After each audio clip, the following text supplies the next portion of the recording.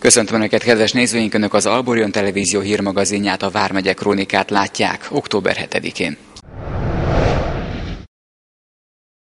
A jövőben mintegy 150 új munkahelyet teremthet a Jülich Glass Holding Zrt. Azzal, hogy beindította a székesfehérvári üzemében a napelemgyártást. A termelés ünnepélyes megindításán Orbán Viktor miniszterelnök is jelen volt. Több száz meghívott vendég gyülekezett a Jülich Glass Holding Zrt. Egyik gyárcsarnokában október 1-én abból az apropóból, hogy szemtanúi legyenek, amint beindul a napelemgyártás a székesfehérvári cégcsoport telephelyén. Jülich Ádám, a vállalat elnöke ünnepi beszédében elmondta, hogy a 13 000 négyzetméteres gyár 2,5 milliárd forintból valósult meg, amiből 1,2 milliárd forint a gépbeszerzés és az ingatlanfejlesztés, 800 millió forint pedig a kutatásfejlesztés költsége volt. 27 évvel ezelőtt egy garázsból indultunk, az akkor szokásos GMK formában. Családi vállalkozásként. Azóta nagyot változott a világ, mi is. De egy dolog állandó maradt, továbbra is családi vállalkozásként működünk. A garázs helyett ma már mintegy 35 000 négyzetméter összterületű gyártócsarnokon tevékenykedünk. Az elmúlt évek cégcsoport árbevétele 8-9 milliárd forint között mozgott. Rendelkezünk a síküveg megmunkáláshoz szükséges világviszonylatban mérve a legmodernebb gépekkel. Elmondhatjuk, hogy cégcsoportunk Magyarország legnagyobb és legjelentősebb síküveg megmunkálással foglalkozó cége. Itthon piacvezetők vagyunk. A szolárüzem megnyitásával idén 40, a tervek szerint jövőre újabb 150 fővel bővülhet a Jülich Glass alkalmazottainak száma. A síküveggyártás terén Közép-Európában élen járó cég mintegy 470 millió forintos visszanemtérítendő támogatást kapott az új széchenyi terv, valamint a KDRFÜ forrásaiból. Szent István városa sok mindenre lehet büszke. Azt gondolom, hogy többek között a gazdaság életére. Arra az iparra, ami hosszú-hosszú évtizedek óta itt dolgozik, mindig képes volt megújulni, és minden válságból vagy nehéz időszakból úgy tudott kijönni, hogy egyre erősebb lett. Így van ez ezekben az esztendőkben is.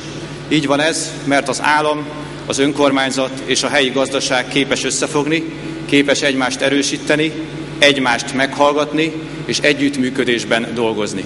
A gyáravatás jelentőségét mutatja, hogy a termelés beindításakor Orbán Viktor miniszterelnök és Semjén Zsolt miniszterelnök helyettes is jelen voltak. Itt most háromszoros az öröm. Először is azért, mert munkahelyteremtő beruházásnál vagyunk jelen. Másodszorban azért, mert ennek a gyárnak a tulajdonosai magyar emberek. Harmadrészt pedig azért, mert mindez a mi városunkban, ahogy előbb hallhattuk, Szent István városában, a mi otthonunkban, Székesfehérváron történik. Tisztelt Hölgyeim és Uraim, ebből is látszik, hogy nem pusztán azért jöttünk ma össze, hogy felavassunk egy új gyáregységet, bár ez is elég ok lehetne. Azért jöttünk ma ide ilyen szép nagy számban, mert ez a hely egy fontos hely, olyan hely, amelynek üzenete van a számunkra. Azt üzeni, hogy Magyarországon ma azok a legfontosabb helyek, ahol magyarok adnak munkát magyaroknak. Másút Európában vagy a nyugati féltekén ez természetes dolog. Franciaországban nyilván azok a legbecsesebb helyek, ahol a franciák, vagyis a francia tőke ad munkát a franciáknak, és azt hiszem nem lehet ez másként Németországban vagy Olaszországban sem. Miközben Európa egy gazdasági térré, piaccá változik, miközben a világ globális gazdaságá alakul, nem vész el a nemzeti ipar és a nemzeti tőke szerepe sem. Éppen ez, vagyis hogy leginkább magyar ad munkát magyarnak, német a németnek, francia a franciának, ez a nemzeti gazdaságok alapja Európában. Az ünnepi beszédek után a miniszterelnök, Székesfehérvár polgármestere és az ZRT elnöke együtt indították be a napelemgyártást a székesfehérvári üzemben.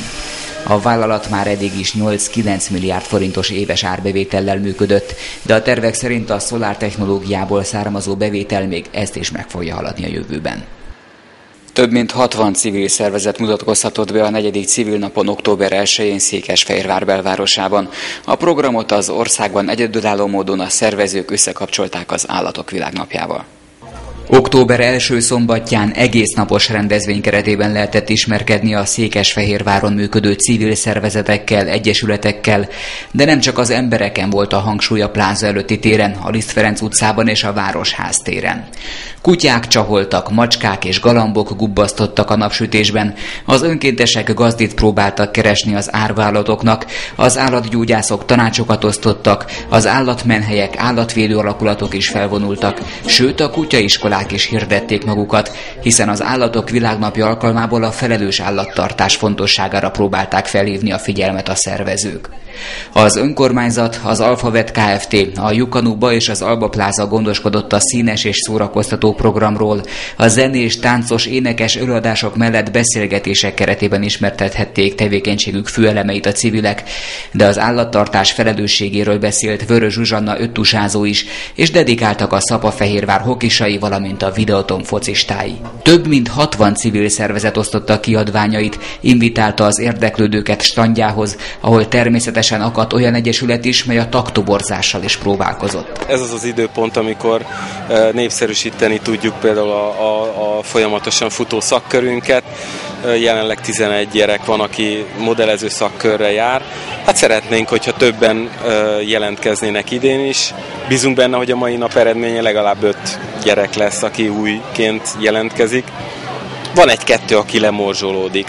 Mindig évről évre újak jelennek meg, idén már megjelent, azt hiszem talán 5 új fiatal jelentkezett. A jelenlegi gazdasági helyzetben egyébként nem problémamentes a civilek élete sem. Székesfehérvár önkormányzata évek óta támogatja azokat a civil szervezeteket, akik munkájukkal segítik a városban élőket.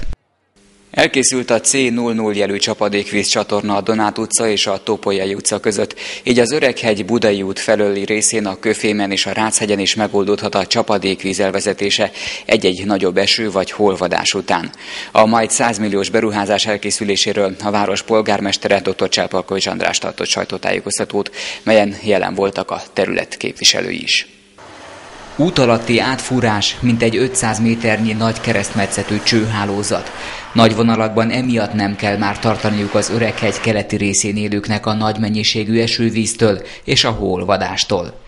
A C00 jelű csapadékvíz csatorna megépítése februártól októberig tartott, és a Donát utca, Topolyai utca közti szakasz kivitelezése 109.962.500 forintba került, melynek 10%-át az önkormányzat állta, mintegy 99 millió forintot pedig Európai Uniós forrásból nyert a város. Az itt élők nagyon sokat szenvedtek az elmúlt években, évtizedekben emiatt a csapadékos és nagyon magas talajvízzel járó problémák okán. Ezt most ez a csapadékvíz elvezetési probléma ezzel a csatornával megoldja. Reményénk szerint hosszú távra alkalmas beruházásként. Én ezúton is köszönöm szépen egyrészt az itt lakók, itt élők türelmét, hogy ezt a sok esetben kellemetlenségekkel járó beruházást és az azzal járó hatásokat elviselték, de emellett a kivitelezőnek is azt gondolom, hogy meg kell köszönnünk, mert a körülményekhez képest mindent megtent annak érdekében, hogy a lehető legkisebb zavarással tudja ezt a fejlesztést megvalósítani. Egyébként ezen a területen közösen a szennyvízcsatorna beruházókkal zajlott ez a fejlesztés. A beruházás kivitelezője a Kolász Alterra Zrt. Volt, melynek munkatársainak meg kellett küzdeniük a magas talajvízzel, és sok helyen ki kellett váltaniuk a meglévő közműveket és gázvezetékeket. 418 méter 1000 mm átmérőjű csapadékcsatornát építettünk meg, illetőleg 33 méter átsajtolás történt a Budai út alatt, mert ezt a közútkezelő nem engedte felbontani, tehát itt ezt az építés technológiát kellett választani. Ez mellett elkészült 52 folyóméter új nyílt árok a benzinkúttól lefelé, gyakorlatilag, mert a meglévőnek nem volt jó a szintje. 7 darab vasbeton műtárgy készült el, körülbelül 700 négyzetméter aszfalt és 200 folyóméter szervizút, ami a megépült vezetéknek a kezelhetőségét, hozzáférhetőségét teszi lehetővé. A beruházás eredményeként az Öreghegy jelentős területén megoldottá válik az összegyűjtött csapadékvíz befogadása, valamint a kialakítás egyúttal tehermentesíti az eddigi befogadóként üzemelő Asszalvölgyi árkot. Környezetünk védelme érdekében elengedhetetlen, hogy a lakosság szemléletváltáson essen át a hulladékgazdálkodás területén. A szelektív hulladékgyűjtés az egyik pillér, mely védelmet nyújthat a föld számára, míg a komposztálással amellett, hogy hulladékot hasznosítunk, javítjuk a termőtalaj minőségét is. A Magyar Minőségi Komposzttársaság egy programsorozat keretében hívja fel a figyelmet ezek fontosságára. A Magyar Minőségi Komposzttársaság eltökélt szándéka, hogy a zöld hulladék újrahasznosításának módozatait megismertesse az ország lakosságával, hiszen a szelektív hulladékgyűjtés egy következő lépcsőjeként a komposztálás célzottan közvetlen életterünk minőségére hat. A komposztálás természetesen elnevezésű program első állomásán a Donyban futószalagon érkeztek a helyi óvoda, valamint általános iskola diákjai, hogy a szelektív hulladékgyűjtéssel, valamint a komposztálás folyamatával ismerkedjenek játékos formában. A Donya hulladékkezelésben előre jár nagyon az országos átlagot megközelítvén, vagy megelőzvén, hiszen 1997-ben az ország után elsőként építettük meg a regionális hulladéklerakó telepünket, amelyben nem 14 települési önkormányzat közös tulajdonban van, amely a mostani társulási, tehát a nagy régiós társulásban fontos szerepet játszik. Én azt gondolom, hogy előre láttunk akkor, az elődeim előre láttak, és mostani tulajdonban és a mostani vezetők is előre látnak e tekintetben, és ehhez még egyszer mondom, hogy nagyon jó partner a Vertikál és a DSFOK Kft., akik segítik és generálják azt a fajta törekvést, hogy nem állunk meg a lerakásnál, hanem ennek a csökkentésére mindenféle eszközt megpróbálnak bevetni. A felnőtt társadalom úgy látszik, hogy nagyon nehezen fogadja el az új technológiákat, az új módokat, ezért így talán a gyerekek generációján keresztül könnyebb a felnőtteket is rávenni arra, hogy szelektíven gyűjtsék a hulladékot, és újrahasznosításra kerüljenek a hulladékok. Próbáljuk bemutatni azt, hogy mi nekünk a hulladék lerakóról el kell téríteni ezt a biológiák bomló hulladék frakciót. Ezt tulajdonképpen kétféleképpen tehetjük meg. Az egyik az, hogy mi magunk otthon elkezdünk komposztálni, ez ugye a házikerti komposztálás, ez a mai rendezvénynek a legfőbb témája, ugye folyamatosan tartjuk a érdeklődőknek a házikerti, kiskerti komposztálás praktikáiról, a különböző speciális szaktudást igénylő lépéseiről a prezentációkat. Másodszorban pedig bemutassuk azt, hogy aki nem tudja, nem szeretné, vagy egyszerűen nincsenek meg rá lehetőségei, hogy otthon komposztáljon, az pedig egy szelektív biohulladékgyűjtés után egy szakszerűen működő komposztáló telepre, a helyi szolgáltató által működtetett komposztáló telepen történik meg az ő konyhai kerti hulladékának a hasznosítása. A komposztálás elsősorban azért fontos, mert ugye a háztartásokban képződő szeresanyagnak ez a legköltséghatékonyabb és a legkörnyezettudatosabb és környezetbarátabb módja, már ez a féle hasznosítás. Ugyanis megoldott az, amikor nagyüzemi komposztálás van, de ott ugye a gyűjtéssel, illetve a nagyüzem fenntartásával sokkal nagyobb költség rakódik egy-egy egységnyi szeresanyag kezelésére. A gyerekeknek a figyelemfelhívása pedig azért fontos, mert ugye ők lesznek a következő generáció, aki majd családot alapít, és az ő háztartásukban fog keletkezni majd az újabb szeres hulladékmennyiség, és őket kell megismertetni azzal ahhoz, hogy a jövőben minél kevesebb legyen a környezetterhelés a világban. Mi otthon apukámmal csináltunk egy komposztálót, hát sajnos már szétrohadt, mert ilyen régebbi fából volt. Hát meg apa vett kukát, ilyen nagyobbakat, amiben külön gyűjtjük a papírt meg az üveget. A konyhai hulladék vagy éppen a kerti munka során keletkezett hulladék háztáji hasznosításáról, a komposztálás lépéseiről, a komposztláda építési módozatairól, no és persze a zöld hulladék felhasználásának környezetünkre gyakorolt hatásairól Polgárdiban, Baján és Csongrádon is tájékoztatást kapnak a diákok, sőt a szakmai konferenciák keretében magasabb szinten is eszmét cserélnek a szakemberek és települési vezetők. Mindezt pedig a föld érdekében teszik. Évről évre szorosabb a kapcsolat a székesfehérvári múzeumok, valamint az oktatási intézmények között. A fejlődés nem véletlenszerű, hiszen a városban múzeumpedagógiai programokkal, foglalkozásokkal kívánják a diákokat a műtárgyak segítségével tanítani.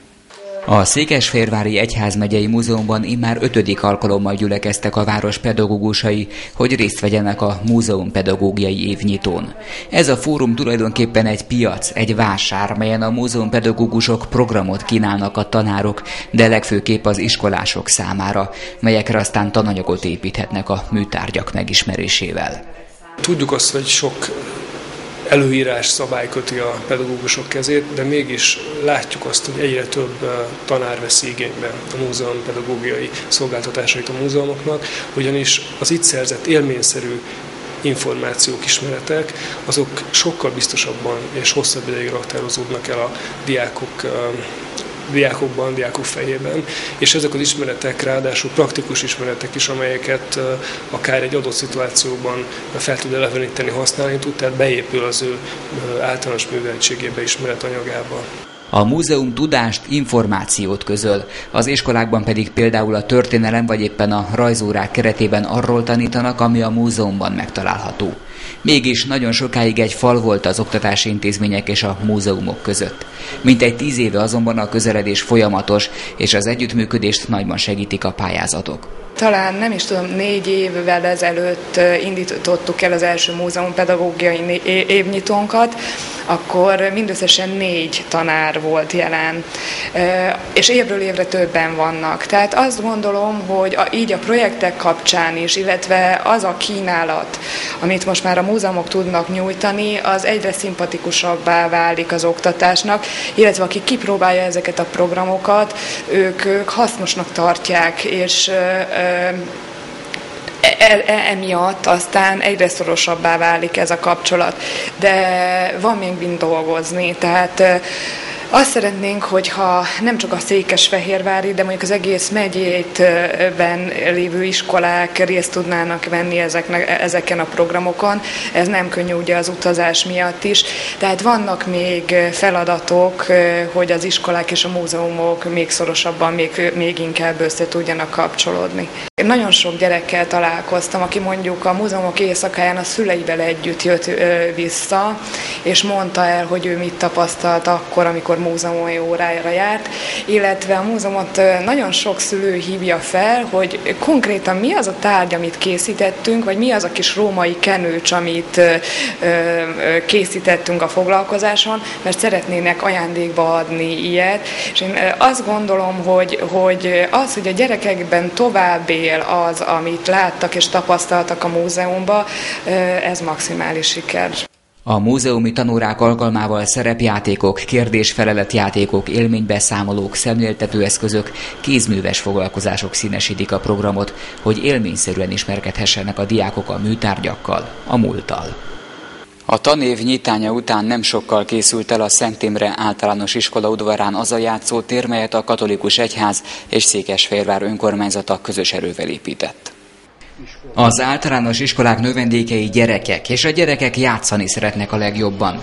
A tanulás mellett a kikapcsolódás is rendkívül fontos tényező egy fiatal életében, és a Szent Imre Általános Iskolában nem hagyják figyelmen kívül egy tényt. A most elkészült játszóteret Spányi Antal megyés püspök avatta fel, aki ünnepi beszédében arra hívta fel a gyerekek figyelmét, hogy mindenkinek ki kell várnia a maga sorát, mert a türelemre mindig nagy szükség van az életben. A gyerekeknek, akiknek mégis egy iskolai foglalkozás, vagy egy óvodai foglalkozás fegyelmébe kell eltölteni a napjuknak egy jelentős részét. Nem egyszerű ezt úgy megtenni, hogyha nem tudnak közben mozogni, és nem tudják az energiáikat kiadni. Itt erre most lehetőség van, amit a gyerekek nagy-nagy örömmel és nagy-nagy élvezettel birtokba is vesznek. Ez nevelésben is fontos, hiszen kell, hogy egymásra figyeljenek itt, megtanuljanak türelmesnek lenni, kivárni, amíg éppen egyikre másikra rákerül a sor, de fontos azért is, mert ezeket a játékokat használva ügyesednek és erősödnek is ezek a gyerekek. Remélem, hogy így válnak egészséges felnőtt emberekké, egészséges gondolkodású emberekké, akik a legkisebb kortól kezdve, óvodás kortól kezdve 8. osztályig örömmel lesznek ennek az intézménynek a növendékei. A Kiskuckót, Mászóvárat, Csúszdát, Homokozót magába foglaló játszótér megépítéséhez Székesfehérvár önkormányzata 4,5 millió forinttal járult hozzá. A fenntartó 1 millió forinttal segítette a beruházást. 2 évtizedes együttműködésnek nyitottunk újabb fejezetet a játszótér támogatásával, hiszen 1991 óta van a falak között ismét egyházi nevelés. Ezt az együttműködést szeretnénk folytatni a jövőben is. Van mögöttünk egy játszóvár, ez egy korábbi önkormányzati adomány. Ezt felújította az intézmény, és néhány új játszóeszköz került ide elhelyezésre, és egy új gumiszőnyeget kapott ez a játszósarok. A Szent Imre Általános Iskola játszóterét a nyár folyamán építették, és az udvarcsinosítás keretében az idősebb tanulók számára kialakítottak egy pihenőparkot is. Kedves nézőink, Önök az Alborjon Televízió hírmagazinját, a Vármegye Krónikát látták 2011. október 7-én. Köszönöm figyelmüket, viszontlátásra!